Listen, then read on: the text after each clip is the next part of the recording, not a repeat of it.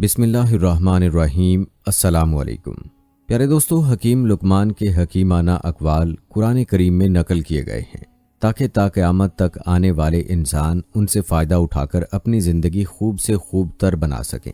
دوستو، حکیم لقمان کا نام تو ہم بچپن سے ہی سنتے چلے آ رہے ہیں، کیونکہ اللہ تعالیٰ نے ان کے نام سے قرآن کریم میں ایک سورت نازل فرمائی ہے جس کی قیامت تک تلاوت ہوتی رہے گی انشاءاللہ۔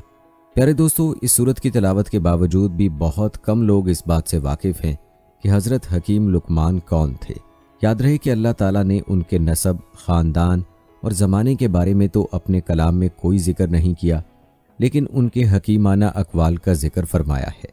البتہ قدیم تاریخ اس بات کی گواہی دیتی ہے کہ اس نام کا ایک شخص سرزمین عرب پر موجود تھا، البتہ ان کی شخصیت اور نسب کے بارے میں اختلاف پایا جاتا ہے۔ ایک روایت کے مطابق وہ حضرت ایوب علیہ السلام کے بھانجے یا خالہ زاد بھائی، جبکہ دوسری روایت سے ان کا حضرت داؤد علیہ السلام کا ہم عصر ہونا معلوم ہوتا ہے، اور اکثر مورخین کی رائے ہے کہ حکیم لقمان رحمۃ اللہ علیہ افریقی النسل تھے اور عرب میں ان کی آمد بحیثیت غلام ہوئی تھی۔ پیارے دوستو، حکیم لقمان رحمۃ اللہ علیہ کے بارے میں جمہور علماء کا اتفاق ہے کہ حکیم لقمان نبی نہیں تھے اور نہ ہی ان پر وحی نازل ہوئی، کیونکہ قرآن و حدیث میں کسی بھی جگہ کوئی ایسا اشارہ موجود نہیں جو حکیم لقمان کے نبی یا رسول ہونے پر دلالت کرتا ہو۔ اگرچہ اللہ تعالیٰ نے حکیم لقمان کو نبوت عطا نہیں کی، مگر حکمت و دانائی سے وافر حصہ دیا۔ روایات میں آتا ہے کہ آپ صورت و شکل کے اعتبار سے اچھے نہیں تھے، جیسا کہ مشہور تابعی حضرت سعید بن مسیب رحمۃ اللہ علیہ نے ایک حبشی سے کہا تھا کہ تو اس بات سے دلگیر نہ ہو کہ تو کالا حبشی ہے، اس لیے کہ حبشیوں میں 3 آدمی دنیا کے بہترین انسان ہوئے ہیں، حضرت بلال حبشی رضی اللہ تعالی عنہ، حضرت عمر فاروق رضی اللہ تعالی عنہ کا غلام محج اور حکیم لقمان رحمۃ اللہ علیہ۔ اس روایت سے معلوم ہوتا ہے کہ حکیم لقمان حبشی تھے۔ پیارے دوستو، حکیم لقمان کے حالات زندگی اور زمانے میں اختلاف کے باوجود پوری دنیا ان کو ایک مشہور شخصیت تسلیم کرتی ہے۔ جاہلیت کے متعدد شعراء نے بھی ان کا تذکرہ کیا ہے، البتہ ان کی حکمت و دانائی کی سب سے بڑی دلیل یہ ہے کہ اللہ تعالیٰ نے سورہ لقمان میں حکیم لقمان رحمۃ اللہ علیہ کی ان قیمتی نصیحتوں کا ذکر فرمایا ہے جو انہوں نے اپنے بیٹے کو مخاطب کر کے بیان فرمائی تھیں۔ یاد رہے کہ یہ حکیمانہ اقوال اللہ تعالیٰ نے اس لیے قرآن کریم میں نقل کیے ہیں تاکہ قیامت تک آنے والے انسان ان سے فائدہ اٹھا کر اپنی زندگی کو خوب سے خوب تر بنا سکے اور ایک اچھا معاشرہ وجود میں آ سکے۔ آج کی اس ویڈیو میں ہم حضرت لقمان حکیم رحمۃ اللہ علیہ کی ان نصیحتوں کا تفصیلاً تذکرہ کریں گے جن کا ذکر قرآن پاک میں ہوا ہے اور حضرت لقمان نے اپنے بیٹے کو مخاطب کر کے یہ نصیحتیں فرمائی ہیں۔ یاد رہے کہ یہ نصیحتیں اصل میں حضرت لقمان کے بیٹے کے لیے ہی نہیں ہیں، بلکہ ہر دور کے نوجوان کے لیے ہیں اور ہر دور کے انسانوں کے لیے ہیں۔ پیارے دوستو، نوجوانوں کا خاص طور پر ذکر اس لیے کیا گیا ہے کیونکہ نوجوان ایک معاشرے کا اثاثہ ہوتے ہیں، اور جوانی اللہ کی طرف سے ایک بیش قیمت نعمت ہے جس کی قدر کرنا اور صحیح رخ پر ڈالنا بہت ضروری ہے۔ اس لیے ہر نوجوان اس ویڈیو کو لازمی دیکھیں اور باقی نوجوانوں تک اس ویڈیو کو پہنچانے کی نیت سے ویڈیو کو شیئر بھی ضرور کریں۔ دوستو، دنیا کی تاریخ بتاتی ہے کہ دین حق کی دعوت میں نوجوانوں کا بڑا کردار رہا ہے۔ قرآن مجید میں اصحاب کہف کا تذکرہ موجود ہے جن کے دلوں نے ایمان کی دولت پاتے ہی ہر طرح کے ناز و نام کو چھوڑ کر صحروں، بیاباں اور پہاڑوں کا رخ کیا، حکومت وقت کی سازشوں سے بچنے اور اپنے ایمان کی دولت کو محفوظ کرنے کے لیے ہجرت کا راستہ اختیار کیا۔ تو اللہ تعالیٰ نے قرآن مجید میں ان نوجوانوں کی ان الفاظ میں تعریف بیان فرمائی۔ ہم آپ پر ان کا قصہ برحق بیان کرتے ہیں کہ یہ چند نوجوان اپنے رب پر ایمان لائے تھے اور ہم نے انہیں ہدایت میں ترقی دی تھی۔ یاد رہے کہ نوجوانی میں کسی کام کو کرنے کا جذبہ، ولولہ، کسی معاملے کو عروج تک پہنچانے کی جرأت اور کسی حادثے سے مقابلہ کرنے کی عظیم قوت پائی جاتی ہے۔ علم النفس کے ماہرین کا کہنا ہے کہ نوجوانی کا یہ عرصہ اس قدر نازک ہوتا ہے کہ اسے جو راہ مل جائے وہ اسے اپنا لیتا ہے۔ قرآن مجید کی ایک لمبی چوڑی صورت سورہ یوسف ایک صالح نوجوان کی عصمت و عفت اور ہمت و جرأت کی مثال قائم کرتی ہے، جس نے پاکیزگی و عفت کا دامن ہاتھ سے نہیں چھوڑا اور پاک دامنی کا راستہ ہی اختیار کیا۔ نوجوانی کے اس سنہرے دور کی قدر و قیمت نبی کریم صلی اللہ علیہ وآلہ وسلم کے اس فرمان سے واضح ہو جاتی ہے عبداللہ بن عباس رضی اللہ تعالی عنہ سے مروی ہے کہ رسول اللہ صلی اللہ علیہ وآلہ وسلم نے فرمایا، 5 چیزوں سے پہلے 5 چیزوں کو غنیمت شمار کرو۔ اپنی جوانی کو اپنے بڑھاپے سے پہلے، اپنی صحت کو اپنی بیماری سے پہلے، اپنی مالداری کو اپنی تنگ دستی سے پہلے، اپنی فراغت کو اپنی مشغولیت سے پہلے، اور اپنی زندگی کو اپنی موت سے پہلے۔ پیارے دوستو، اسی لیے بے حسی اور غفلت میں گھرے آج کے نوجوانوں کو گمراہی کی دلدل سے نکالنا بے حد ضروری ہے۔ اللہ تعالیٰ نے ہدایت کی کتاب قرآن مجید میں صراط مستقیم پر چلنے کی راہ دکھائی ہے، اور سورۃ لقمان کی صورت میں اللہ تعالیٰ نے حضرت لقمان کی ان نصیحتوں کو نقل کیا جو انہوں نے اپنے بیٹے کو کی تھیں۔ پیارے دوستو، پہلے بھی ذکر ہو چکا کہ یہ نصیحتیں دراصل حضرت لقمان نے اپنے بیٹے کو کی ہیں، لیکن قرآن میں اس لیے بیان ہوئی ہیں کہ یہ اصل میں پوری انسانیت کے لیے ہے، اور خاص طور پر نوجوانوں کو ان نصیحتوں سے سبق حاصل کرنے کی اور ان پر عمل پیرا ہونے کی ضرورت ہے۔ یاد رہے کہ حضرت لقمان نے اپنی نصیحتوں کا آغاز توحید سے کیا اور انہیں چند اخلاقی امور پر ختم کیا ہے۔ تو چلیے آپ کو قرآن و حدیث کی روشنی میں ان نصیحتوں کی تفصیل بتاتے ہیں۔ پیارے دوستو، حضرت لقمان کے اپنے بیٹے کو سب سے پہلی نصیحت توحید کے حوالے سے ہے، جیسا کہ سورہ لقمان میں ارشاد ہے، اے میرے پیارے بیٹے، اللہ کے ساتھ کسی کو شریک نہ ٹھہرانا، بے شک شرک بڑا بھاری ظلم ہے۔ دوستو، یاد رہے کہ اسلام کی سب سے پہلی اور اہم ترین تعلیم توحید ہے۔ یہی چیز مسلم اور مشرک کے مابین تفریق قائم کرتی ہے۔ اس کا انکار کرنے والا مشرک بن جاتا ہے، جس کے لیے دنیا و آخرت میں ذلت و رسوائی ہے۔ اس لیے حضرت لقمان نے سب سے پہلے اپنے نوجوان بیٹے کو شرک سے روکا، کیونکہ شرک سے ایک خدا کی طرف بغاوت اور اس کی ہستی کا انکار لازم آتا ہے، اور دوسری طرف شرک کرنے والا خود اپنی پیشانی اپنے جیسے یا اپنے سے کمتر مخلوق کے سامنے جھکا کر ذلیل و خوار کرتا ہے۔ کسی نے کیا خوب کہا ہے کہ توحید سب سے بڑا علم ہے۔ تم جس قدر تحقیق اور جستجو کرو گے، تم کو یہی معلوم ہوگا کہ یہی علم کا سرا بھی ہے اور علم کی آخری حد بھی۔ طبیعیات، کیمیا، ریاضیات، حیاتیات، حیوانات اور انسانیت غرض کائنات کی حقیقتوں کا کھوج لگانے والے جتنے بھی علوم ہیں، ان میں سے خواہ کوئی بھی علم لے لو، اس کی تحقیق میں تم جس قدر آگے بڑھتے جاؤ گے، لا الہ الا اللہ کی صداقت تم پر زیادہ کھلتی جائے گی اور اس پر تمہارا یقین بڑھتا جائے گا۔ لیکن افسوس سے کہنا پڑتا ہے کہ امت مسلمہ کے نوجوان اللہ کی حقیقت اور اس کی گہرائی سے واقف ہی نہیں۔ اس لیے آج بیشتر نوجوان پیروں فقیروں کے در کی ٹھوکریں کھاتے ہیں، روحانی بابا اور ماہر نجوم کی پیروی کرتے ہیں، جادو، منتر، عملیات اور ایسے دیگر ہتھ کنڈوں کے ذریعے اپنے مسائل کے حل کے لیے کوشاں رہتے ہیں، مگر وہ اس کے باوجود فلاح حاصل نہیں کر رہے، کیونکہ اس کا سبب اللہ، اس کی ذات و صفات اور یکتائی پر ان کے ایمان کی کمزوری ہے۔ قرآن مجید میں اللہ تعالیٰ نے اس کمزوری کا بیان اس طرح ارشاد فرمایا، اور انہوں نے اللہ کے سوا اور معبود بنا لیے ہیں کہ شاید ان سے اس کو مدد پہنچے، مگر وہ ان کی مدد کی طاقت ہرگز نہیں رکھتے، اور وہ ان کی فوج ہو کر ظاہر کیے جائیں گے۔ پیارے دوستو، آج اس بات کی اشد ضرورت ہے کہ مسلمان نوجوان عقیدہ توحید کو اپنے اندر راسخ اور جذب کر لیں، اور قدم قدم پر اللہ کی نصرت و حمایت کے طلبگار بن کر اس کا عملی ثبوت دیں، اور خود کو شرک سے دور رکھیں۔ مادہ پرستی کے اس دور میں شرک کی مختلف صورتیں ہیں جو ہمارے معاشرے میں موجود ہیں، اور خطرے کی بات یہ ہے کہ ان کو شرک سمجھا ہی نہیں جاتا۔ سورہ بقرہ میں اللہ تعالیٰ نے فرمایا، اے لوگو، اپنے پروردگار کی عبادت کرو جس نے تمہیں اور تم سے پہلے لوگوں کو پیدا کیا تاکہ تم پرہیزگار بن جاؤ، جس نے تمہارے لیے زمین کو بچھونا اور آسمان کو چھت بنایا، اور آسمان سے پانی برسا کر تمہارے کھانے کے لیے پھلوں کو نکالا، پس تم اللہ کے لیے شریک نہ بناؤ اور تم جانتے ہو۔ پیارے دوستو، جدید دور کے نوجوان طبقے میں اس بنیادی امر اور حقیقت کو واضح کرنا بے حد ضروری ہے کہ مشکل کشا اور حاجت روا صرف اللہ تعالیٰ کی ذات اقدس ہے۔ ذہنی کشمکش اور مصائب کا شکار یہ نوجوان طبقہ بلند و بالا اور عظیم ہستی کو چھوڑ کر اپنے جیسی مخلوقات سے فریاد کر کے نہ صرف شرک کا مرتکب ہوتا ہے بلکہ رحمت الہی سے بھی محروم ہو جاتا ہے۔ شرک کی سنگینی اس آیت سے واضح ہو جاتی ہے۔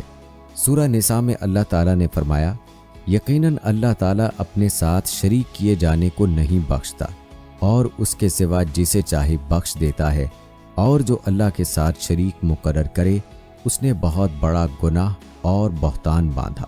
پیارے دوستو، معلوم ہوا کہ شرک ناقابل معافی گناہ ہے، اس لیے نوجوان کو شروع سے ہی شرک سے اجتناب کی تعلیم دینا بے حد ضروری ہے۔ یہاں پر ہم اپنی بہنوں کو بھی مخاطب کرتے چلیں کہ خواتین بھی عقیدے کے معاملے میں کمزور ہوتی ہیں اور سنی سنائی باتوں میں آ کر شرک کا ارتکاب کر بیٹھتی ہیں، جعلی پیروں کے چکروں میں پڑ جاتی ہیں۔ خدا را اپنے آپ کو شرک سے بچائیں، کیونکہ اس کی معافی نہیں ہے، جیسا کہ سورہ نساء کی اس آیت میں آپ نے ملاحظہ کیا ہے۔ پیارے دوستو، یہ تھا تذکرہ حضرت لقمان کی اپنے بیٹے کو کی گئی پہلی نصیحت کا۔ حضرت لقمان نے اپنے بیٹے کو دوسری نصیحت میں فرمایا، اے میرے پیارے بیٹے، اگر کوئی چیز رائی کے دانے برابر ہو، پھر وہ بھی خواہ کسی چٹان میں ہو یا آسمان میں ہو یا زمین میں ہو، اسے اللہ تعالیٰ ضرور لائے گا۔ اللہ تعالیٰ بڑا باریک بین اور خبیر ہے۔ اس نصیحت میں حضرت لقمان نے اپنے بیٹے کو اللہ تعالیٰ کی صفات کا ادراک کروایا ہے کہ اللہ تعالیٰ کی ذات باریک بین ہے اور خبیر ہے، اور اس سے کوئی چیز چھپی ہوئی نہیں ہے اور نہ ہی چھپ سکتی ہے۔ اس نصیحت میں یہ سبق ہے کہ امت مسلمہ کے ہر نوجوان اور ہر فرد کے علم میں ہو کہ اللہ تعالیٰ ان کے ہر عمل سے واقف ہے، کہ دراصل اللہ تعالیٰ کی ہر جگہ موجودگی کا ادراک ہے، کہ کوئی بھی انسان کسی بھی حال میں اچھا یا برا عمل کرے وہ اللہ تعالیٰ کے علم سے پوشیدہ نہیں رہ سکتا۔ دل میں پیدا ہونے والے خیالات، نگاہوں کی حرکت، اعمال، حقائق، حال اور مستقبل، تمام چیزوں کا علم صرف اللہ تعالیٰ کے پاس ہی ہے۔ مخلوق الہی اپنے ارد گرد چند چیزوں کے احوال سے ہی باخبر ہو سکتی ہے، مگر خدائے بزرگ و برتر کے اختیارات کی وسعت اور بڑائی روئے زمین کی تمام مخلوق اور کائنات کے ذرے ذرے پر محیط ہے، حتیٰ کہ پتھر میں پایا جانے والا کیڑا بھی اس کے علم سے اوجھل نہیں۔ جیسا کہ ایک اور جگہ پر اللہ تعالیٰ نے سورہ سبا میں فرمایا، اللہ تعالیٰ سے ایک ذرے کے برابر کی چیز بھی پوشیدہ نہیں، نہ آسمانوں میں نہ زمین میں، بلکہ اس سے بھی چھوٹی اور بڑی ہر چیز کھلی کتاب میں موجود ہے۔ یاد رہے کہ انسان کی زندگی ایک ایسی فائل کی طرح ہے جس میں انسانی زندگی کے مرحلہ وار امور کا ریکارڈ محفوظ ہے۔ کوئی بھی عمل خواہ اچھا ہو یا برا، وہ لکھا جا رہا ہے۔ یوں ایک دن اللہ کی عدالت میں فائل کھل جائے گی اور ہر طرح کے عمل کا حساب ہوگا۔ آج کے دور میں نوجوانوں کی سرگرمیاں، دین سے دوری، تخلیق انسان کے مقصد سے لاپرواہی اور کمیونسٹ و ملحد معاشروں کی اندھی تقلید کی وجہ سے اسلامی عقائد اور تعلیمات کے برعکس ہیں۔ آج کا نوجوان دراصل اخروی انجام سے لاپرواہی برت رہا ہے، اسی لیے وہ اللہ اور رسول اللہ صلی اللہ علیہ وآلہ وسلم کی نافرمانی میں مبتلا ہے، اور اس کی بنیادی وجہ یہی ہے کہ دل میں اللہ کا خوف نہیں رہا اور اللہ کے موجود ہونے کا احساس نہیں رہا۔ یاد رہے کہ دل میں اس خوف کی موجودگی کہ اللہ تعالی ہمارے ہر عمل کو دیکھ رہا ہے، اللہ کی رضا کے حصول کی جانب کشش کو بڑھاتا ہے اور گناہوں سے بے رغبتی پیدا کرتا ہے۔ امت مسلمہ کے نوجوانوں کو یہ بات ذہن نشین کر لینی چاہیے کہ زندگی سے لے کر موت تک، تنہائی سے ہجوم تک اور زندگی کے تمام معاملات کا کامل علم اللہ تعالیٰ کو حاصل ہے۔ جیسا کہ قرآن مجید کی سورہ نبا میں اللہ تعالیٰ نے فرمایا، ہم نے ہر ایک چیز کو لکھ کر شمار کر رکھا ہے۔ پیارے دوستو، مغربی دنیا کے زیر اثر حالات نے جس قدر تیزی سے کروٹ بدلی، اس سے نوجوانوں کے ظاہر و باطن بری طرح متاثر ہوئے ہیں، اور یوں ان کی ذہنی، تعلیمی، فکری اور اصلاحی کارکردگی مفلوج ہو کر رہ گئی ہے۔ اب یہ وقت مثبت رجحانات کی تعمیر اور مفید رویوں کی تشکیل کا ہے، تاکہ امت مسلمہ کے یہ نوجوان عمل خیر کے راستے کی طرف گامزن ہوں۔ جب انسان نیکی یا بدی کے لیے سفر کرتا ہے اور ایک جگہ سے دوسری جگہ جاتا ہے تو قدموں کے نشانات بھی لکھے جاتے ہیں۔ جیسے کہ عہد رسالت میں مسجد نبوی کے قریب کچھ جگہ خالی تھی تو بنو سلمہ نے ادھر منتقل ہونے کا ارادہ کیا۔ جب نبی کریم صلی اللہ علیہ وآلہ وسلم کے علم میں یہ بات آئی تو آپ نے انہیں مسجد کے قریب منتقل ہونے سے روک دیا اور فرمایا، تمہارے گھر اگرچہ دور ہیں، وہیں رہو، جتنے قدم تم چل کر آتے ہو وہ لکھے جاتے ہیں۔ اور سورہ یاسین میں اس کو اس طرح بیان فرمایا، بے شک ہم مردوں کو زندہ کریں گے اور ہم لکھتے جاتے ہیں وہ اعمال بھی جن کو لوگ آگے بھیجتے ہیں اور ان کے وہ اعمال بھی جن کو پیچھے چھوڑ جاتے ہیں، اور ہم نے ہر چیز کو ایک واضح کتاب میں ضبط کر رکھا ہے۔ پیارے دوستو، اب یہ انسان پر منحصر ہے کہ وہ اپنے اعمالوں کے دفاتر میں کیا درج کر رہا ہے۔ کل کو ذرہ برابر نیکی بھی اور ذرہ برابر برائی بھی انسان کے سامنے آ جائے گی، اور اس کی خبر اللہ کو ابھی سے ہے۔ آج کا نوجوان اور ہر فرد اگر اس نصیحت پر غور کر لے اور اپنے دل و دماغ میں اس نصیحت کو بٹھا لے کہ اللہ کی ذات دیکھ رہی ہے اور خبر رکھنے والی ہے، اور کل کو میرا ہر عمل اللہ کے سامنے پیش ہوگا، تو پھر اس کے لیے گناہوں سے دور رہنا آسان ہو جائے گا۔ لیکن افسوس کہ آج ہمارا جو حال ہے وہ ہمارے سامنے ہے کہ ہم ایسی بے باکی سے گناہ کرتے ہیں جیسے اس کی خبر اللہ کو ہے ہی نہیں۔ پیارے دوستو، اگلی نصیحت حضرت لقمان کی اپنے بیٹے کو نماز کے بارے میں ہے۔ جیسا کہ ارشاد ہے، اے میرے پیارے بیٹے، نماز قائم کرو۔ پیارے دوستو، نماز ایک نوجوان اور ایک انسان کی زندگی کو صحیح رخ پر ڈالنے کے لیے بنیادی کردار ادا کرتی ہے۔ اس لیے اس کو بچپن سے ہی نماز کا خوگر بنانا چاہیے، کیونکہ نماز بندے کے اسلام اور کفر کے درمیان فرق کرنے والی چیز ہے۔ یہی وجہ ہے کہ حضرت لقمان نے اپنے پیارے بیٹے کو اقامت صلاۃ کی تلقین کی۔ دوستو، یاد رہے کہ توحید کے اقرار کے بعد عبادت کا درجہ آتا ہے۔ نماز دین اسلام کا دوسرا رکن ہے، اور قرآن کریم میں متعدد مقامات پر نماز قائم کرنے کا حکم دیا گیا ہے۔ نماز نہ صرف فرائض کا حصہ ہے، بلکہ موجودہ حالات میں بھٹکے ہوئے نوجوانوں کے مسائل، تناؤ، ڈپریشن، شدت پسندی، غم و غصہ اور اشتعال انگیزی سے نجات کا حل بھی ہے، کیونکہ اس میں سکون ہے جس کی آج کی نوجوان نسل کو بہت زیادہ ضرورت ہے۔ اللہ تعالیٰ نے سکون کا ماخذ اپنی ذات کو قرار دیا ہے، اسی لیے سورہ طٰہٰ میں فرمایا، یعنی میری یاد کے لیے نماز قائم کرو۔ اسی طرح سورہ رعد میں فرمایا، اللہ کی یاد ہی اطمینان قلب کا باعث ہے۔ پیارے دوستو، نماز کے ایک معنی قریب ہونے کے ہیں، گویا نماز پنجگانہ ادا کرنے والا اللہ سے قریب ہوتا ہے۔ ایک حدیث سیدنا ابو ہریرہ رضی اللہ تعالیٰ عنہ سے مروی ہے کہ آپ صلی اللہ علیہ وآلہ وسلم نے فرمایا، اللہ تعالیٰ 7 قسم کے لوگوں کو قیامت کے دن اپنے سائے میں جگہ دے گا۔ ان میں سے ایک وہ نوجوان ہے جس نے اللہ تعالیٰ کی عبادت میں پرورش پائی۔ دوستو، یاد رہے کہ نوجوانی کی قیمتی دور میں وقت سے بڑی کوئی دولت نہیں۔ نوجوانی کی نماز قربت الہی کا ذریعہ اور وقت کی پابندی پیدا کرتی ہے۔ جدید دور کی اکثریت نماز جیسی اہم عبادت اور فرض سے کنارہ کش ہے، اسی لیے ان کی زندگی منظم نہیں۔ سورہ بقرہ میں اللہ تعالیٰ نے فرمایا، اے ایمان والو، صبر اور نماز کے ذریعے مدد طلب کرو۔ لیکن موجودہ معاشرے میں صبر کا تصور ہی ختم ہو رہا ہے، قوت برداشت ختم ہوتی جا رہی ہے، اور نوجوان نماز کو چھوڑ کر دنیا کی بھاگ دوڑ میں مصروف ہیں، حالانکہ اللہ فرما رہا ہے کہ صبر اور نماز کے ساتھ میری مدد طلب کرو۔ دوستو، یاد رہے کہ نوجوانوں میں شدت جذبات کی وجہ سے زیادہ جلد برائیوں میں مبتلا ہونے کا اندیشہ ہوتا ہے، اور اس کا حل بھی نماز ہے، کیونکہ نماز نوجوان مسلمانوں کو غیر اخلاقی سرگرمیوں اور بے راہروی سے باز رکھتی ہے۔ جیسا کہ سورہ عنکبوت میں اللہ تعالیٰ نے فرمایا، نماز قائم کرو کیونکہ یہ بے حیائی اور برے کاموں سے روکتی ہے۔ پیارے دوستو، موجودہ دور فتنوں کا دور ہے، جس میں ایک طرف اسلام مخالف سازشوں کا ڈٹ کر مقابلہ کرنا ہے، اور دوسری طرف نفاذ شریعت کو عمل میں لانا ہے۔ امت مسلمہ کے یہ نوجوان اپنے پختہ ارادوں سے اس عزم میں کامیابی حاصل کر سکتے ہیں اگر وہ حقیقی رہنما اور رہبر اللہ تعالیٰ کو مان لیں اور اس کی عبادت بجا لائیں۔ یاد رہے کہ دنیا اور آخرت دونوں کی کامیابی اللہ تعالیٰ نے نماز میں رکھی ہے۔ نماز میں انسان اور مسلمانوں کے تمام مسائل کا حل ہے۔ نماز انسان کو اللہ کے ساتھ جوڑتی ہے اور غافل ہونے سے بچاتی ہے۔ دن میں 5 نمازوں کا مقصد یہی ہے کہ انسان کا تعلق اور رابطہ اپنے رب کے ساتھ جڑا رہے، اور وہ اپنے رب کو بھلا کر زندگی نہ بسر کرے، بلکہ وہ اپنے اللہ کو یاد رکھے تاکہ وہ بھی اللہ کی یاد میں رہے۔ لیکن افسوس کہ آج کا مسلمان اور آج کا نوجوان غافل ہو چکا ہے۔ اذان ہوتی ہے اور پرواہ نہیں ہوتی۔ خدارا اپنے حال پر رحم کریں اور نماز کی پابندی کریں۔ نماز سے اپنے مسائل اللہ کی ذات سے حل کروائیں۔ پیارے دوستو، یاد رہے کہ نماز کی اہمیت اسلام میں ایسی ہے جیسے بدن میں سر کی ہوتی ہے۔ اب خود ہی سوچ لیں کہ سر ہی نہ رہا تو باقی بدن کا حال کیا ہوگا۔ اب خود ہی سوچ لیں کہ نماز نہ پڑھ کر ہم اپنے دین کے ساتھ کیا کر رہے ہیں۔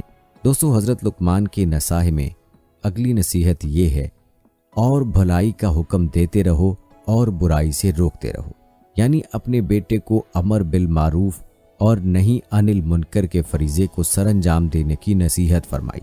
याद रहे कि भलाई का हुक्म देना और बुराई से रोकना अहले हजीमत का काम है। वही माशरे तरक्की की मनाजिल तय करते हैं जिनमें बुराई और भलाई में तफरीक कायम रहे। प्यारे दोस्तों, अमर बिल मारूफ नहीं अनिल मुनकर का फरीज़ा जहाँ मुआशरती इस्लाह करता है, वहाँ इंसान में खुद भी बेदारी का एहसास उजागर करता है। मगर आज के मुसलमान और ख़ास तौर पर नौजवान तबके ने इस हुक्म को पसे पुश्त डाल दिया है, बल्कि मगरबी जहनीत के ज़ेर असर इस अमर को समझ लिया है और इसकी आड़ में नौजवान अपने ऊपर लागू फ़राइज़ से भी दस्तबरदार हो रहे हैं, जबकि नबी करीम सल्लल्लाहु अलैहि वसल्लम का फरमान मुबारक बिल्कुल वाज़ेह है, जब तुम कोई बुराई देखो तो उसे अपने हाथ से रोक दो, अगर ऐसा ना कर सको तो ज़ुबान से रोक दो, और अगर ये भी ना कर सको तो दिल में बुरा जान लो, और ये ईमान का कम तर दर्जा है। प्यारे दोस्तों, जदीद दुनिया पर बेचैनी और इज़्तिराब के जो बादल छाए हुए हैं और जिस तरह बुराइयों के कशाश से ये नौजवान मगलूब हैं, इसका नतीजा ये निकला है कि जिस दुनिया में हम रह रहे हैं वो किसी मकसद और मानवियत से यकसर महरूम हो गई है। याद रहे कि इस्लाम दीगर तमाम मज़ाहिब पर इसी वजह से फ़ौक़ियत रखता है कि वो तमाम लोगों से मुनसिफ़ाना सलूक करता है, जुल्म के ख़िलाफ़ आवाज़ उठाना, बुराई को देखते ही उसे रोकना, और जो नस्बुल ऐन मुसलमान भूल चुके हैं उन्हें उस नस्बुल ऐन पर कायम रखना, यही हमारे मज़हब की तालीम है। अफसोस है कि हम अपने सामने कई तरह के गुनाह होते हुए देखते हैं। अल्लाह ताला की कई तरह की नाफरमानियाँ हमारे सामने हो रही होती हैं, लेकिन कोई भी उनको रोकने की जहमत नहीं करता। अपने इर्द गिर्द देखें, अपने घरों में देखें तो मालूम होगा कि हकीकत यही है कि कोई भलाई का हुक्म नहीं देता और बुराई से नहीं रोकता। एक हदीस में आप सल्लल्लाहु अलैहि वसल्लम का इरशाद है, कसम है उस ज़ात की जिसके हाथ में मेरी जान है, तुम ज़रूर नेकी का हुक्म करो और ज़रूर बुराई से रोको, वरना करीब है कि अल्लाह ताला तुम पर अपनी तरफ से कोई अजाब भेज दे, फिर तुम उससे दुआएं करोगे लेकिन वो कबूल नहीं की जाएंगी। दोस्तों याद रहे कि अल्लाह ताला गफूर रहीम है, मगर मामलात चाहे इनफरादी हों या इज्तमाई, बदी और इस्तबदाद के आगे डट जाना ही बाहिम्मत और पुरअज़म नौजवान की निशानी है। लेकिन अफसोस कि हमारा मुआशरा अमर बिल मारूफ और नहीं अनिल मुनकर जैसे अहम फरीज़े को भूल चुका है और इसी वजह से हमारी नस्लें दीन से दूर हो रही हैं। आज जो सबसे बड़ा ख़तरा है वो ये है कि आज का नौजवान गुनाह को गुनाह ही नहीं समझता, क्योंकि उसको ये बताया ही नहीं जाता कि ये काम गुनाह का है। घरों में ऐसे बहुत से काम हो रहे होते हैं जो गुनाह में शामिल हैं, लेकिन इन कामों से कोई मना नहीं करता, जिसकी वजह से उन कामों को गुनाह ही नहीं समझा जाता। ये सख्त ख़तरे की बात है, क्योंकि इंसान तौबा तो उस गुनाह से करेगा जिसको गुनाह समझेगा। एक काम को वो गुनाह ही नहीं समझता तो वो उससे तौबा कैसे करेगा। अलबत्ता इस नसीहत की भी बड़ी अहमियत है जिसको झुटलाया नहीं जा सकता। प्यारे दोस्तों याद रहे कि एक इंसान को दीन और दुनिया के अमूर की अंजाम दही के वक्त मुसीबतों और परेशानियों से दो चार होना पड़ता है। इसलिए अकामत सलात और अमर बिल मारूफ नहीं अनिल मुनकर के बाद हज़रत लुकमान अपने नौजवान बेटे को सब्र की तलकीन करते हैं, जैसा कि सूरह लुकमान में इरशाद है, और जो मुसीबत तुम पर आ जाए सब्र करना, बेशक ये हजीमत के कामों में से है। दोस्तों याद रहे कि सब्र मोमिन का हथियार है। नौजवानी की दहलीज को छूते ही एक नौजवान को अपनी ज़िंदगी के अनगिनत मसाइल और मुश्किलात का सामना करना पड़ता है। दरअसल सब्र आजमाइश की एक कड़ी है। कभी अल्लाह ताला इंसान को आजमाइश के लिए और कभी राह रास्त पर लाने के लिए उसे इम्तिहान में मुब्तला करता है। वो वक्त इंसान के सब्र का होता है। सब्र इंसान के लिए हर हाल में उम्मीद का चिराग है, जैसा कि सूरह बकरा में अल्लाह ताला ने फरमाया, तुम मदद मांगो सब्र और नमाज के साथ। दोस्तों याद रहे कि साबित कदमी और सब्र बज़ाते खुद बहुत बड़ी मदद है, और अल्लाह से रुजू करने पर अल्लाह की मदद इस मामले में शामिल हाल हो जाती है। इस तरह इंसान तबाही से बच जाता है। नौजवानी शिद्दत जज्बात का नाम है, और जज्बात से मगलूब ये नौजवान अक्सर बेसब्री का मुजाहरा ज़्यादा करते हैं। शरई हदूद से तजावुज़, पैसा कमाने के शॉर्टकट रास्ते, फ्रॉड, डकैतियाँ और तालीमी मैदान में नाजायज़ ज़राए का इस्तेमाल, ये दरहकीकत बेसब्री की एक अमली किस्म है। उम्मत मुसलमा को पारा पारा करने में एक बड़ी वजह अदम बर्दाश्त है। نفرت، عداوت، انتقام، لالچ، حسد جیسی برائیوں نے ان نوجوانوں کو بگاڑ رکھا ہے کہ وہ صبر جیسی ہزیمت کو بددلی اور کم ہمتی گردانتے ہیں۔ حالانکہ صبر بہادری ہے، اس لیے صبر کی تلقین کے ساتھ حضرت لقمان نے اپنے بیٹے سے یہ بھی فرمایا کہ یہ بڑے اونچے کاموں میں سے ہے۔ ایک دوسرے مقام پر اللہ تعالیٰ کا فرمان ہے، اور جو صبر کرے اور قصور معاف کر دے تو یہ ہمت کے کاموں میں سے ہے۔ پیارے دوستو، اسلام کا ایک ایک کارنامہ نبی کریم صلی اللہ علیہ وآلہ وسلم کے صبر و استقلال اور عزم و استقامت کا شاہکار ہے، جس کی نظیر کہیں نہیں ملتی۔ مکی دور کے 13 سال کی آزمائش سے لے کر تمام غزوات آپ صلی اللہ علیہ وآلہ وسلم کے صبر کی عملی ثبوت ہیں، یہاں تک کہ اسلام کا نفاذ ہو جاتا ہے۔ دوستو، آج بھی صبر جیسی صفت کو اپنا کر نوجوانان دین اپنی مشکلات پر قابو پا سکتے ہیں۔ انفرادی معاملات کے علاوہ ایک نوجوان جب دین کا راستہ اختیار کرتا ہے تو اسے بہت سے مصائب کا سامنا کرنا پڑتا ہے۔ کہیں تو سیکولر معاشرہ اور کہیں موجودہ مسلمانوں کا متضاد رویہ اسے فرائض کی ادائیگی سے روکتا ہے۔ چنانچہ مسلم نوجوان کو صبر و استقلال اور استقامت میں اس عظیم نوجوان صحابی کی مثال کو سامنے رکھنا چاہیے جو حبشی اور غلام تھے۔ یہ صحابی حضرت بلال تھے جو امیہ بن خلف کے غلام تھے۔ امیہ ان کی گردن میں رسی ڈال کر لڑکوں کو دے دیتا اور وہ انہیں مکے کے پہاڑوں میں گھماتے پھرتے تھے، یہاں تک کہ گردن پر رسی کا نشان پڑ جاتا۔ خود امیہ انہیں باندھ کر ڈنڈے مارتا تھا اور چلچلاتی دھوپ میں جبرن بٹھائے رکھتا تھا، کھانا پانی بھی نہ دیتا بلکہ بھوکا پیاسا رکھتا تھا، اور اس سے بھی بڑھ کر ظلم یہ کرتا کہ جب دوپہر کو گرمی شباب پر ہوتی تو مکہ کے پتھریلے کنکروں پر لٹا کر سینے پر بھاری پتھر رکھوا دیتا، پھر کہتا، خدا کی قسم تو اس طرح پڑا رہے گا یہاں تک کہ مر جائے یا محمد کے ساتھ کفر کرے۔ پیارے دوستو، حضرت بلال رضی اللہ تعالی عنہ اس حالت میں بھی فرماتے، احد احد۔ یہ سختیاں اور مظالم ان کے صبر و استقلال میں ذرا برابر بھی لغزش نہ پیدا کر سکے، بلکہ ان کے عزائم مزید پختہ ہو گئے۔ اللہ تعالیٰ بھی یہی جذبہ پسند کرتا ہے اور صبر کرنے والے کو بے حد نوازتا ہے، جیسا کہ سورہ ہود میں اللہ تعالیٰ نے فرمایا، اور صبر کیے رہو کہ اللہ تعالیٰ نیکوکاروں کا اجر ضائع نہیں کرتا۔ اسی طرح سورہ زمر میں اللہ تعالیٰ نے فرمایا، صبر کرنے والے کو بغیر حساب بدلہ دیا جائے گا۔ پیارے دوستو، ہر مسلمان اور ہر نوجوان کا شیوا ہونا چاہیے کہ انہیں کسی بھی طرح کی مشکل یا مصیبت پیش آئے تو وہ ضبط نفس، ثابت قدمی اور صبر سے کام لیں اور اپنے اللہ پر بھروسہ رکھیں اور اپنے اللہ سے مانگیں، اللہ تعالیٰ ضرور راہیں کھول دے گا۔ پیارے دوستو، حضرت لقمان کی اپنے بیٹے کو جو اگلی نصیحت ہے وہ بھی بہت ہی اہم ہے۔ یہ نصیحت ہے کبر و غرور سے اجتناب کے حوالے سے۔ سورہ لقمان میں اللہ تعالیٰ کا ارشاد ہے، اور لوگوں کے سامنے اپنی گال نہ پھلا اور زمین پر اترا کر نہ چل، کسی تکبر کرنے والے اور شیخی بگاڑنے والے کو اللہ پسند نہیں فرماتا۔ دوستو، یاد رہے کہ انسان جب غرور کا لبادہ اوڑھ لے تو تکبر سے اس کی گردن اکڑ جاتی ہے، اس کی چال میں بناوٹ پیدا ہو جاتی ہے اور نتیجہ یہ نکلتا ہے کہ وہ ترش رویہ اختیار کر لیتا ہے۔ یہ عموماً ہمارے نوجوانوں میں زیادہ ہے اور معاشرے میں پھیلے طبقاتی نظام نے اس کو مزید ہوا دی ہے۔ یوں امیر اور غریب، سرمایہ دار اور مزدور میں ایک طویل خلیج حائل ہو گئی ہے۔ اس کا براہ راست اثر نئی نسل پر ہو رہا ہے۔ عیاشیوں کے نام پر لٹائی جانے والی دولت، فیشن، نمائش اور خاص طور پر اپنی کمیونٹی میں شہرت اور چرچا کروانے میں نوجوان اپنا وقت برباد کرتے ہیں۔ اس کشمکش کے سبب نوجوان عاجزانہ رویوں کو چھوڑ کر تکبر جیسی اخلاقی برائیوں میں مبتلا ہیں۔ زندگی سے متعلق بنیادی نصیحتوں کے بعد حضرت لقمان نے اپنے فرزند کو غرور سے اجتناب برتنے کی تلقین کی، نیز یہ بھی فرمایا کہ اللہ تعالیٰ ایسے شخص کو پسند نہیں فرماتا۔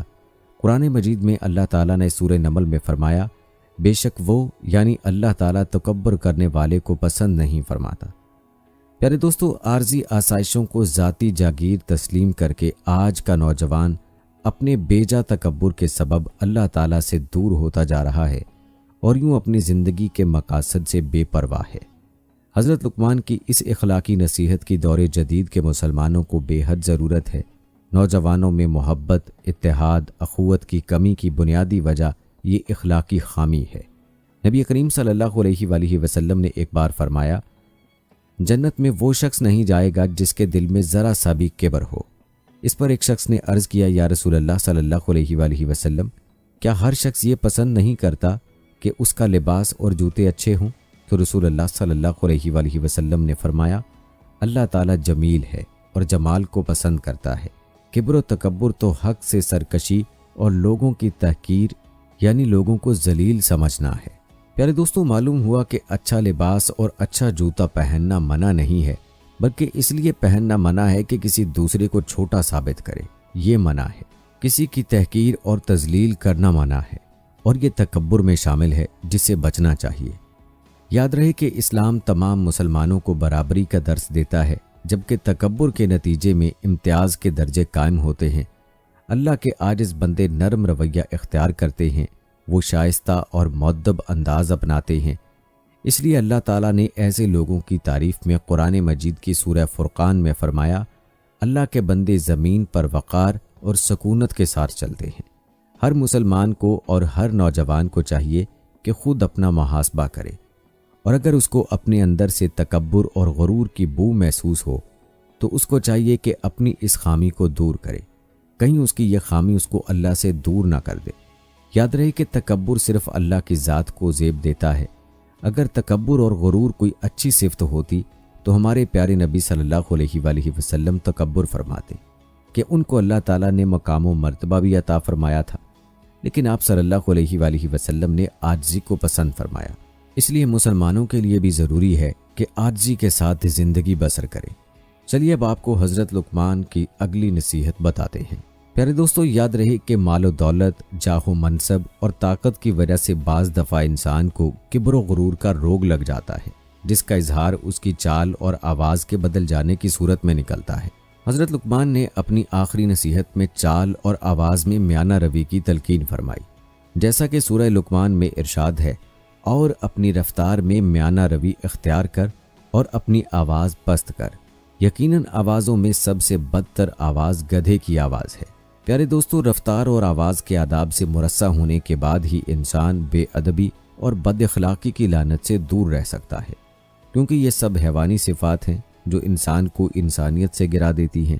बदकिस्मती से ये अखलाक़ी बुराई भी नौजवानों में कसरत से पाई जाती है। हमारे नौजवान उजलत का शिकार हैं, अपनी वज़ाकता चाल ढाल में काफरों की रवश इख्तियार किए हुए हैं, जिसके बायस ना तो अखलाक़ी सिफ़ात से मुज़य्यन है और न मुनज़्ज़म दिखाई देते हैं। इसलिए ना सिर्फ नौजवानों को अपनी रफ्तार में एतदाल बरतना चाहिए, बल्कि आवाज़ में बेअखलाक़ी का मुज़ाहरा नहीं करना चाहिए। वही कौम या गुरूह मुनज़्ज़म माना जाता है जो आला अखलाक़ी इक़दार के हामिल हों। याद रहे कि इंसान अपनी सिफ़ात ही की वजह से अशरफुल मखलूक़ात के दर्जे पर फाइज़ है। इसलिए बेअदब और बेरब्त आवाज़ बेहतर होती तो गधों की आवाज़ सबसे बदतर है। जबकि हदीस में हज़रत अबू हुरैरा रज़ियल्लाहु ताला अन्हु रिवायत करते हैं कि नबी करीम सल्लल्लाहु अलैहि वसल्लम ने फरमाया, जब तुम मुर्ग़ की बांग सुनो तो अल्लाह से उसका फ़ज़ल मांगा करो, क्योंकि वो फ़रिश्ते को देखकर ये आवाज़ निकालता है। और जब गधे की आवाज़ सुनो तो शैतान से पनाह मांगा करो, क्योंकि वो शैतान को देख रहा होता है। और दोस्तों, सोचने की बात है कि हज़रत लुक़मान ने इंसान की ऊंची आवाज़ को गधे की आवाज़ के साथ तशबीह दी है। मालूम हुआ कि इंसान का ऊंचा बोलना शैतान की वजह से है। इंसान को तो चाहिए कि वो अपनी आवाज़ को पस्त रखे और नरमी के साथ गुफ्तगू करे, और यही तालीमात हैं हमारे मज़हब की, और यही हमारे प्यारे आका सल्लल्लाहु अलैहि वसल्लम की सुन्नत है कि नरमी के साथ गुफ्तगू की जाए। प्यारे दोस्तों, इस हवाले से ज़रा नबी करीम सल्लल्लाहु अलैहि वसल्लम की सीरत मुलाहिज़ा फरमाएँ। हज़रत अनस रज़ियल्लाहु ताला अन्हु नबी करीम सल्लल्लाहु अलैहि वसल्लम के साथ 10 बरस रहे। आप रज़ियल्लाहु ताला अन्हु फरमाते हैं कि इन 10 बरसों में कभी नबी करीम सल्लल्लाहु अलैहि वसल्लम ने मुझे नहीं डांटा।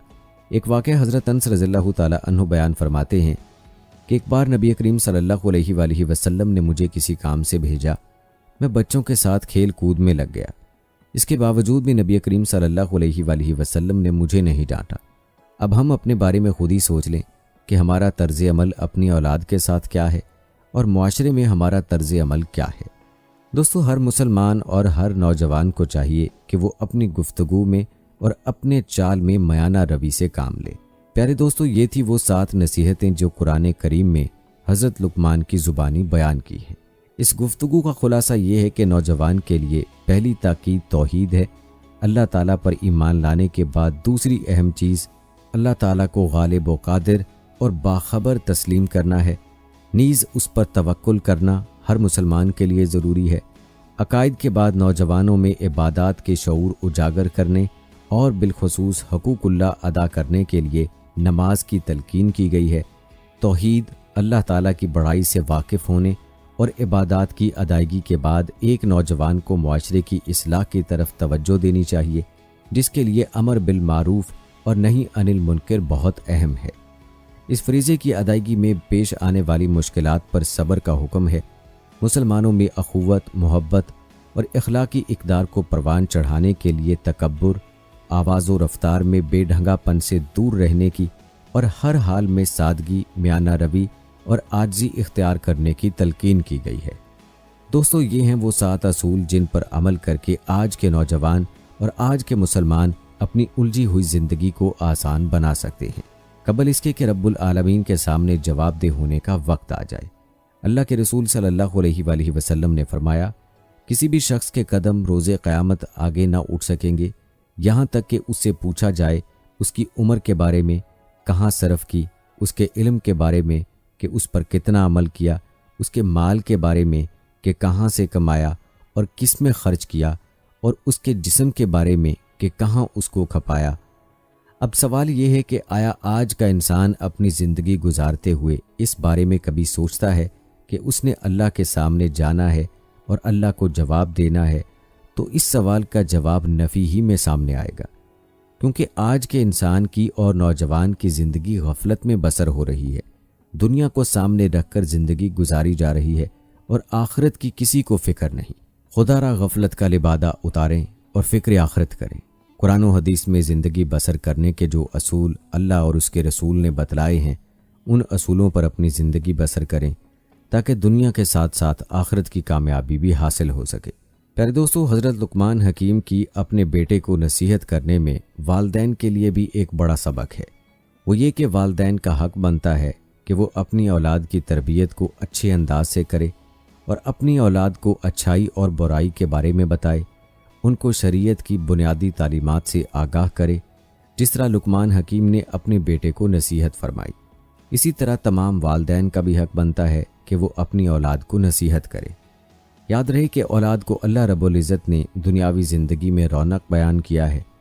یہ رونق اسی وقت ہے جب والدین کی جانب سے اپنی ذمہ داری کو پورا کرتے ہوئے بچوں کی صحیح نشو و نما، دینی و اخلاقی تربیت کی جائے اور بچپن ہی سے انہیں زیور تعلیم سے آراستہ کیا جائے۔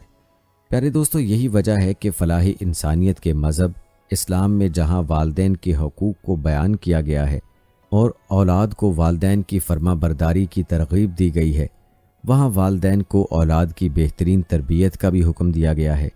اس لیے ضروری ہے کہ ماں باپ دونوں کو، خواہ وہ بیٹے ہوں یا بیٹیاں، بلا تفریق محبت کرتے ہوئے ان کے حقوق ادا کریں، بلکہ ہر معاملے کی طرح اولاد کی پرورش اور تربیت کے معاملے میں بھی قرآن مجید کی روشن تعلیمات اور احادیث نبوی صلی اللہ علیہ وآلہ وسلم سے رہنمائی حاصل کرنا چاہیے۔ اولاد کی تربیت کے بارے میں حدیث نبوی صلی اللہ علیہ وآلہ وسلم ہے کہ کسی باپ کی طرف سے اس کے بیٹے کے لیے سب سے بہتر تحفہ یہ ہے کہ وہ اس کی اچھی تربیت کرے۔ دوستو، معلوم ہوا کہ اولاد کی اچھی تربیت کرنا والدین کی ذمہ داری ہے اور یہی لقمان حکیم کی نصیحتوں کا ماخذ ہے۔ پیارے دوستو، مذکورہ 7 نکات کے علاوہ مسلمانوں کو اپنی شخصیت نکھارنے کے لیے درج ذیل عوامل کا خیال رکھنا بھی ضروری ہے۔ یہ شریعت مطہرہ کی دیگر تعلیمات سے بھی معلوم ہوتے ہیں۔ یہاں پر تمام مسلمانوں اور خاص طور پر نوجوانوں کے لیے چند مزید تجاویز پیش کرتے ہیں۔ یہ تجاویز ملاحظہ فرمائیں۔ نوجوانوں کو چاہیے کہ وہ مقصد حیات کو پہچانیں اور اپنی زندگی کو بے مقصد اور غفلت کی نظر نہ کریں۔ ہر حال میں اللہ کی مدد پر یقین رکھیں اور وسوسے و مایوسی سے بچیں۔ روزانہ اپنے ضمیر کی عدالت میں اپنا احتساب کریں۔ خاص طور پر رات کو بستر پر لیٹیں تو تھوڑی دیر کے لیے اپنا محاسبہ کر لیا کریں کہ پورے دن میں کیا کیا۔ زندگی کے ہر معاملے میں انصاف کریں۔ وقت، محنت، تعلیم، فرائض، عبادات، معاملات، غرض ہر حق جو مسلمانوں پر لاگو ہوتا ہے اس میں انصاف کریں۔ تاریخ اسلام میں جو بڑے لوگ گزرے ہیں انہیں اپنا آئیڈیل بنائیں۔ نبی کریم صلی اللہ علیہ وآلہ وسلم کی ذات اقدس سب سے بڑی آئیڈیل ہے اور دیگر سلف صالحین کی زندگی کو اپنا نمونہ بنائیں۔ آج کے دور میں جو خرافات چل پڑی ہیں اور میڈیا کے نام پر ہمارے اوپر ہندوانہ اور مغربی موویز اور ڈراموں کی بوچھاڑ ہے، ان سے بچیں۔ آج کے نوجوانوں سے آئیڈیل کا پوچھیں تو وہ کسی فلمی اداکار کا نام لے گا، کسی ہالی ووڈ کے اداکار کا نام لے گا۔ خدا را اپنا قبلہ درست کریں۔ ہمارے لیے ہمارے نبی کریم صلی اللہ علیہ وآلہ وسلم کی زندگی نمونہ ہے اور وہی ہمارے آئیڈیل ہیں۔ پیارے دوستو، اپنے ارد گرد کی دنیا، اس میں پائے جانے والے اسرار و رموز حقائق پر غور و فکر کریں تاکہ اللہ کی قدرت کاملہ آپ پر آشکار ہو۔ اور تفکر و تدبر کی دعوت اللہ تعالیٰ بار بار قرآن پاک میں دے رہا ہے۔ اپنا عمل اپنے قول کے مطابق کریں، قول اور فعل میں تضاد نہیں ہونا چاہیے، جھوٹ سے بچیں، ہمیشہ سچ بولیں۔ اس کے علاوہ تبلیغ کریں، پڑھائی نہ چھوڑیں، بلکہ تبلیغ دین کے لیے علمی فکری صلاحیتیں بڑھانا اہم مقاصد میں سے ہے۔ آپ کے پاس علم ہوگا تو ہی آپ تبلیغ کر سکیں گے۔ اس کے ساتھ اپنا اسلوب بیان بہتر کریں، نیز آپ کی تبلیغ میں دلائل، ثبوت اور پختگی ہونی چاہیے۔ فرصت کے اوقات میں اپنے گھروں میں مجالس کا اہتمام کریں جس میں اقربا، دوستوں سے حالات حاضرہ کے موضوعات کو زیر بحث لائیں۔ شہرت حاصل کرنے اور امیر بننے کی منصوبہ بندی نہ کریں، بلکہ اچھے انسان اور اچھے مسلمان بنیں، کامیاب آپ خود ہو جائیں گے۔ پیارے دوستو، آپ کے جو بھی مسائل ہوں، خواہ تعلیمی، نظریاتی، معاشرتی، اقتصادی یا سیاسی، انہیں دین اسلام کی روشنی میں حل کرنے کی کوشش کریں۔ پیارے دوستو، موجودہ دور میڈیا کا دور ہے۔ اس کے ذریعے دین کی دعوت اور نشر و اشاعت پر توجہ دیں اور لغویات سے اجتناب برت کر وقت اور نفس کی حفاظت کریں۔ آزادی کے نام پر بے حیائی سے بچیں۔ نہ دین اسلام میں ایسی آزادی کی گنجائش ہے اور نہ ایسی بے حیائی کو انسانی ضمیر قبول کرتا ہے۔ ہاں، جو لوگ بے ضمیر ہو جاتے ہیں وہ اس بے حیائی کے راستے پر چلتے ہیں۔ ہمیشہ پاک دامنی اور حیا کا راستہ اختیار کریں۔ پیارے دوستو، یاد رہے کہ امت مسلمہ ایک وحدت ہے۔ اسے جھنڈوں، فرقوں، ذات، لسانیت، ثقافت، حد بندیوں میں تقسیم نہ سمجھیں، بلکہ آپس میں محبت کریں، نیک عمل کریں اور دوسروں کو بھی اس کی ترغیب دیں۔ کیونکہ ایک حدیث سیدنا ابو ہریرہ رضی اللہ تعالیٰ عنہ سے مروی ہے کہ رسول اللہ صلی اللہ علیہ وآلہ وسلم نے فرمایا، جو لوگوں کو راہ ہدایت کی طرف بلاتا ہے اس کے لیے اتنا ثواب ہے جتنا اس پر عمل کرنے والے کو ملتا ہے، اور اس سے ان کے اجر و ثواب میں کمی نہیں ہوتی۔ پیارے دوستو، آج کی حضرت لقمان حکیم کی نصیحتوں کو، جو قرآنی نصیحتیں ہیں، زیادہ سے زیادہ لوگوں تک پہنچانے کی نیت سے ویڈیو کو زیادہ سے زیادہ شیئر کریں۔ کسی ایک انسان کی بھی زندگی بدل گئی تو آپ کی نجات کے لیے یہ کافی ہوگا انشاءاللہ۔ پیارے دوستو، یہاں تک تو نصیحتوں کا سلسلہ تھا جو سورہ لقمان میں حضرت لقمان حکیم کے حوالے سے بیان ہوئی ہیں۔ آئیے اب آپ کو سورہ لقمان کے بارے میں بتاتے ہیں کہ اس سورت کا شان نزول کیا ہے، اور مختصراً آپ کو اس سورت کی تفسیر بھی بتاتے ہیں۔ یاد رہے کہ اس سورت کا نام لقمان ہے کیونکہ اس سورت کی ایک آیت میں لقمان کا ذکر ہے، اور اس سورت میں لقمان کی اپنے بیٹے کو نصیحتیں اور اس کا قصہ بیان کیا گیا ہے۔ جس آیت میں لقمان کا ذکر ہے وہ یہ ہے، اور بے شک ہم نے لقمان کو حکمت عطا کی تھی کہ تم اللہ کا شکر ادا کرو، اور جو شخص شکر ادا کرتا ہے تو وہ صرف اپنے نفس کے فائدے کے لیے شکر ادا کرتا ہے، اور جو ناشکری کرتا ہے تو بے شک اللہ بے نیاز ہے، حمد کیا ہوا ہے۔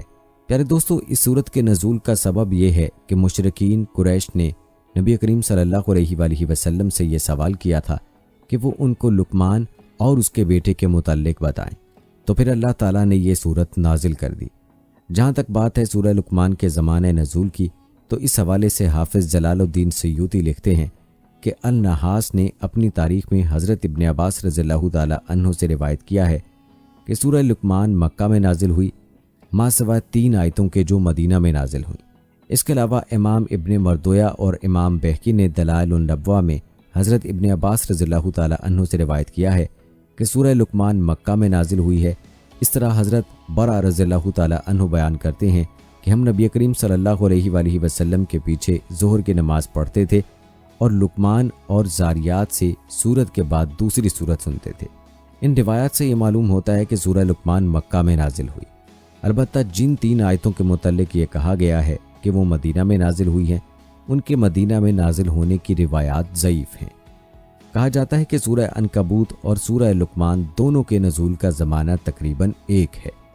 جب نئے اسلام لانے والے نوجوانوں کو ان کے والدین اسلام کو چھوڑنے پر مجبور کرتے تھے اور اس موقع پر ایسی آیات نازل ہوئیں کہ ماں باپ کی خدمت اور اطاعت ضروری ہے، لیکن شرک اور اللہ تعالیٰ کے احکام کی نافرمانی کرنے میں ان کی اطاعت نہیں کی جائے گی۔ آپ کو بتاتے چلیں کہ ترتیب مصحف کے اعتبار سے سورہ لقمان کا نمبر 31واں ہے اور ترتیب نزول کے اعتبار سے اس کا نمبر 57 ہے۔ یہ سورت سورہ صافات کے بعد اور سورہ سبا سے پہلے نازل ہوئی ہے۔ یاد رہے کہ اس سورت کو سیدنا محمد صلی اللہ علیہ وآلہ وسلم کے دائمی معجزہ سے شروع کیا گیا ہے، اور وہ قرآن مجید ہے جو اللہ تعالیٰ کی ہدایت کا دستور ہے، اور یہ بیان فرمایا کہ قرآن مجید کے متعلق لوگوں کے مختلف گروہ ہو گئے۔ مومنین نے قرآن مجید کی تصدیق کی اور وہ جنت کے مستحق قرار پائے، اور کفار نے قرآن مجید کے ساتھ استہزاء کیا اور اس کا انکار کیا اور اپنی جہالت اور تکبر سے گمراہی کا راستہ اختیار کیا اور دائمی دردناک عذاب کے مستحق ہو گئے۔ پھر اللہ تعالیٰ نے اپنی توحید اور قدرت پر دلائل قائم کیے، اور اس کے بعد لقمان حکیم کا قصہ بیان فرمایا کہ اس نے اپنے بیٹے کو کیا نصیحتیں کی تھیں، اور اس سے مقصود لوگوں کو ہدایت دینا تھی کہ وہ شرک کو چھوڑ دیں، ماں باپ کے ساتھ نیکی کریں اور ہر قسم کے صغیرہ اور کبیرہ گناہ سے بچیں، اور نماز قائم کریں اور نیکی کا حکم دیں اور برائی سے منع کریں، تواضع اور انکسار کو اختیار کریں اور تکبر نہ کریں، زمین پر نرمی اور آہستگی سے چلیں اور اپنی آوازیں پست رکھیں۔ ان نصیحتوں کی تفصیل آپ ملاحظہ کر چکے ہیں۔ اس کے بعد ان مشرکین کی مذمت کی جو شرک پر اصرار کرتے تھے اور توحید کے دلائل کا مشاہدہ کرنے کے باوجود اللہ تعالیٰ کو واحد نہیں مانتے تھے اور اپنے آباء و اجداد کی تقلید پر جمے ہوئے تھے، اور اللہ تعالیٰ کی غیر متناہی نعمتوں کی ناشکری کرتے تھے، اور ان کو یہ خبر دی کہ نجات کا طریقہ صرف یہ ہے کہ اللہ تعالیٰ کے سامنے سر اطاعت کو جھکا دیا جائے اور نیک اعمال انجام دیے جائیں، اور مشرکین کے عقائد کا تضاد بیان فرمایا کہ وہ اقرار کرتے ہیں کہ تمام چیزوں کا پیدا کرنے والا صرف اللہ بزرگ و برتر ہے، اس کے باوجود وہ اللہ تعالیٰ کی عبادت میں دوسروں کو شریک کرتے ہیں، حالانکہ اللہ تعالیٰ تمام آسمانوں اور زمینوں کا مالک ہے اور سب اس کے مملوک اور غلام ہیں، اور اس کا علم ہر چیز کو محیط ہے اور تمام انسانوں کو پیدا کرنا ہے۔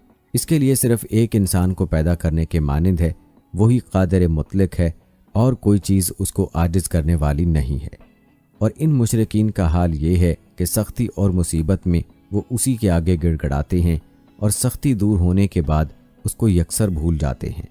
پھر اللہ تعالیٰ نے اپنی قدرت اور توحید پر مزید دلائل قائم کیے کہ وہ رات اور دن کو ایک دوسرے کے بعد وارد کرتا ہے، اور اس نے سورج اور چاند کو مسخر کیا ہے اور سمندروں میں کشتیوں کو رواں دواں رکھا ہے، اور اس صورت کو تقویٰ کے حکم پر ختم کیا اور قیامت کے عذاب سے ڈرایا گیا، اور یہ بتایا کہ غیوب ہمسہ کا ذاتی علم اللہ تعالیٰ کے ساتھ مختص ہے، اور اس کا علم تمام کائنات کو محیط ہے، اور وہ ہر چیز کی خبر رکھنے والا ہے۔ پیارے دوستو، یہ تھا سورت لقمان کا مختصر سا تعارف اور خلاصہ۔ اس سورت کی مکمل تفسیر چونکہ کافی لمبی ہے، اس لیے مکمل تفسیر آج کی ویڈیو میں شامل نہیں کی جا رہی، البتہ یہاں پر سورہ لقمان کی سورت روم کے ساتھ مناسبت کا تذکرہ کرتے ہیں۔ اس کا سمجھنا آپ کے لیے اہم ہے، لہٰذا ویڈیو کو سکپ مت کیجیے گا۔ دوستو، سورہ روم کی آخری آیتوں میں سے یہ آیت ہے، ہم نے اس قرآن میں لوگوں کے لیے ہر قسم کی مثال بیان کی ہے، اور سورہ لقمان کی ابتدائی آیتیں یہ ہیں، الف لام میم، یہ کتاب حکیم کی آیتیں ہیں، یہ کتاب نیکی کرنے والوں کے لیے ہدایت اور رحمت ہے۔ اس طرح سورہ روم کا آخر اور سورہ لقمان کا اول دونوں قرآن مجید کی صفات کے بیان میں ہیں۔ اسی طرح ان دونوں صورتوں میں فرمایا کہ مشرکین مکہ نبی کریم صلی اللہ علیہ وآلہ وسلم کے پیش کیے ہوئے دلائل اور معجزات سے اثر قبول نہیں کرتے اور ان سے آراز کرتے ہیں۔ سورہ روم میں فرمایا، اور اگر آپ ان کے پاس کوئی نیا معجزہ لے کر آئیں تو یہ کفار ضرور یہ کہہ دیں گے کہ آپ تو صرف جھوٹے اور جادو کرنے والے ہیں۔ اور سورہ لقمان میں فرمایا، اور جب اس کے اوپر ہماری آیتیں تلاوت کی جاتی ہیں तो वो तकब्बुर करता हुआ पीठ फेर लेता है। प्यारे दोस्तों, इसके अलावा इन दोनों सूरतों में अल्लाह ताला ने ये बयान फरमाया है कि जब मुशरिकीन पर कोई मुसीबत आती है तो वो इखलास के साथ गिड़गड़ा कर अल्लाह ताला से दुआ करते हैं, और जब उनसे वो मुसीबत टल जाती है तो वो फिर अल्लाह ताला को भूल जाते हैं। सूरह रूम में फरमाया, और जब इंसान पर कोई मुसीबत आती है तो वो अपने रब की तरफ रजू करके दुआएं करता है, फिर जब अल्लाह उसको अपनी रहमत चखाता है तो उनमें से एक फरीक अपने रब के साथ शिरक करने लगता है। और सूरह लुकमान में फरमाया, और जब समंदर की मौजें उन पर साइबानों की तरह छा जाती हैं तो ये इखलास के साथ अल्लाह को मानते हुए उससे दुआ करते हैं, फिर जब अल्लाह उनको खुश्की की तरफ पहुंचा देता है तो उनमें से बाज़ मोतदिल रहते हैं, और हमारी आयतों का इनकार सिर्फ वही लोग करते हैं जो अहद शिकन और बहुत नाशुक्रे हैं। इसी तरह इन दोनों सूरतों में फरमाया, इंसानों को दोबारा पैदा करना अल्लाह ताला के लिए बहुत आसान है, और वही है जिसने इब्तदा मखलूक को पैदा किया, फिर उसको दोबारा पैदा फरमाएगा, और ये उस पर बहुत आसान है। और सूरह लुकमान में फरमाया, तुम सबको पैदा करना और तुम सबको दोबारा जिंदा करना उसके नज़दीक सिर्फ एक शख्स को जिंदा करने के मानंद है। प्यारे दोस्तों, याद रहे कि कुरान पाक में अल्लाह ताला ने कुछ मौज़ूआत का तज़किरा बार बार फरमाया है, और जिस मौजू का तज़किरा जितना ज़्यादा हुआ है ये उस मौजू की अहमियत की दलालत करता है। मिसाल के तौर पर नमाज ही को ले लें तो नमाज का जिक्र अल्लाह ताला ने तकरीबन 700 मरतबा फरमाया है, और नमाज का बार बार तज़किरा और उसका बार बार हुक्म देना इस बात की दलील है कि नमाज की अल्लाह के यहाँ ख़ास अहमियत है। जितना ज़्यादा कोई बात अहम होती है उतना ही ज़्यादा उसका तज़किरा किया जाता है। प्यारे दोस्तों, आखिर में आपको हकीम लुकमान के बारे में एक दिलचस्प वाक़या सुनाते हैं। मारफ मसनवी नामी किताब में ये वाक़या यूँ नकल किया गया है कि हकीम लुकमान के एक अमीर दोस्त ने कहीं से तरबूज मंगवाए। वो हकीम लुकमान को बहुत पसंद करता था, इसलिए उसने हकीम लुकमान को बुलाया और तरबूज की काशें खिलानी शुरू कर दी। हकीम लुकमान बड़े मज़े से वो खाते रहे और शुक्रिया अदा करते रहे। जब एक हिस्सा तरबूज रह गया तो उस अमीर आदमी ने कहा कि अब मैं भी तो खाकर देखूं कि ये कितना मीठा है जो आप बहुत खुश होकर खा रहे हैं। जब उसने तरबूज खाया तो वो इंतहाई कड़वा था और खाना तकरीबन नामुमकिन था। उसने हैरत से पूछा कि ए लुकमान, आप ये कैसे खा रहे थे? उन्होंने जवाब दिया, ए दोस्त, आपके हाथों से सैकड़ों अच्छी चीज़ें पाई हैं जिनके शुक्राने से मेरी कमर झुकी हुई है। मुझे शर्म आई कि वो हाथ जो मुझे बहुत अच्छी चीज़ें इनायत करता था, अगर इससे एक दिन कोई कड़वी चीज़ मिले तो मैं उससे इनकार कर दूं। ऐ दोस्त, इस बात के लुत्फ़ ने कि ये तरबूज आपके हाथों से आया है, उसने इसकी कड़वाहट को मिठास में बदल दिया है। दोस्तों, इस बात से ये सबक मिलता है कि अल्लाह ने इंसान पर बेशुमार नेमतें नाजिल की हैं। चुनाचे अगर इंसान को कुछ तकलीफ़ मिले तो फ़ौरन नाशुक्रा बनकर शिकायत नहीं करना चाहिए, लेकिन अफसोस के बहुत कम इंसान ऐसे होते हैं जो शुक्र अदा करते हैं। ख़ास तौर पर औरतें नाशुक्री होती हैं, उन्हें भी इस वाक़े से सबक हासिल करने की ज़रूरत है और अल्लाह ताला की एहसान करने वालों की नाशुक्री से बचना चाहिए। दोस्तों, ये थी हमारी आज की वीडियो। जाने से पहले वीडियो को शेयर लाजमी कीजिएगा ताकि ये वीडियो हर नौजवान तक पहुंच जाए और इस वीडियो में नौजवानों के लिए जो पैगामात हैं वो इन पर अमल करने वाले बन जाएं। प्यारे दोस्तों, हम ये उम्मीद करते हैं कि आपको हमारी आज की ये वीडियो ज़रूर पसंद आई होगी। अगर आपको हमारी आज की ये वीडियो पसंद आई है तो सबसे पहले तो इसको लाइक करें और अपनी राय का इजहार कमेंट सेक्शन में लाजमी करें। आखिर में आपसे एक बार फिर दरख्वास्त है कि आप हमारे चैनल को ज़रूर सब्सक्राइब कर लें और साथ में लगे घंटी के बटन को भी क्लिक करें ताकि आपके पास हमारी आने वाली मज़ीद वीडियोज़ का नोटिफिकेशन बर वक्त मिलता रहे। अल्लाह ताला आपको अपनी हिफ्ज़ व अमान में रखे। मुझे अगली वीडियो तक इजाज़त दें। फ़ी अमानिल्लाह।